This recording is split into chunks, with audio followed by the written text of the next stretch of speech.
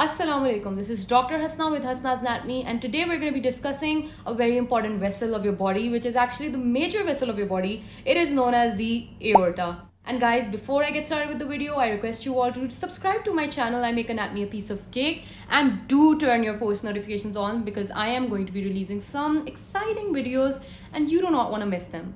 Let's get started. So I just want you all to know that the heart basically gives oxygenated blood to your entire body via the aorta. Aorta is basically the major vessel of the body that is going to further divide into multiple branches and then distribute your oxygenated blood all over your body.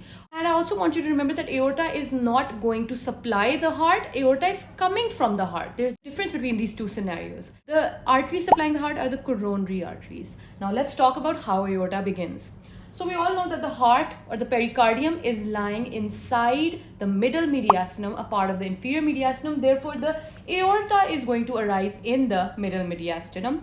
And there are three parts of this aorta inside the thorax. These are the ascending aorta, which originates in the left ventricle of the heart, the arch of aorta, which arches posteriorly, and finally the descending thoracic aorta, after which it exits through the diaphragm, enters into your abdomen. And what happens in the abdomen is something I've posted in my abdominal videos, so go check that out. So let's talk about how the ascending aorta begins. The ascending aorta comes from the left ventricle right here. Here comes all the oxygenated blood from the body. Your left ventricle is responsible for bringing all that oxygenated blood into the aorta. The aorta begins in the left ventricle. Now what I want you to remember is to tell us where exactly is the aorta beginning. It begins, you can see this is the sternum, this is the left side and this is the right side. The aorta actually comes from the left side, obviously, because it's the left ventricle, right? So it begins right behind the third left costal cartilage. So about here the aorta has originated, the ascending aorta has originated. Now what happens is that the ascending aorta runs upwards, it runs towards the right. So therefore the aorta goes towards the right over here at the right second costal cartilage where the ascending aorta ends, and your next part of the aorta begins, which is the arch of aorta. Alright, so this was the small course of the part of the aorta called the ascending aorta. This begins where, what is the landmark? It's the left third costal cartilage. And where is the landmark where it ends and becomes the arch of aorta is the right second costal cartilage. And this is inclined towards the right side. Now, what are the branches of the ascending aorta? So the ascending aorta basically has bulges or sinuses. So it has an anterior and two posterior sinuses. Anterior aortic sinus, the posterior ones are known as the left and right posterior aortic sinuses.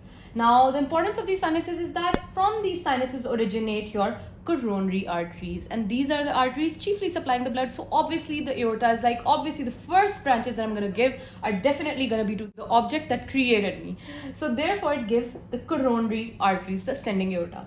Anterior aortic sinus gives the right coronary artery, and the posterior left aortic sinus gives the left coronary artery. Now let's talk about what happens in the story next chapter. The next chapter is the arch of aorta. Now interestingly, the arch of aorta is going to run posteriorly. It arches posteriorly. That's a very important thing to know. Let's suppose that this is the anterior, this is the posterior, right? So arch of aorta begins from the second right costal cartilage and it arches posteriorly with an inclination towards the left.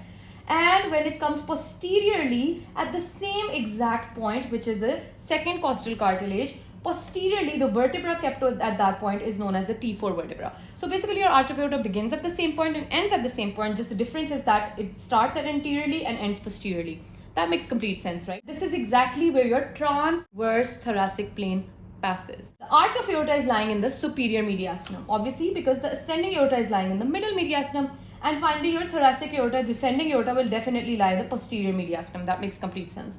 Let's talk about the branches of the arch of aorta. Now, I want you to remember that the arch of aorta is going to give three very important major branches that are further going to divide and supply your head and neck and upper limb. Alright, so the three branches that it gives one from the right side and two from the left side.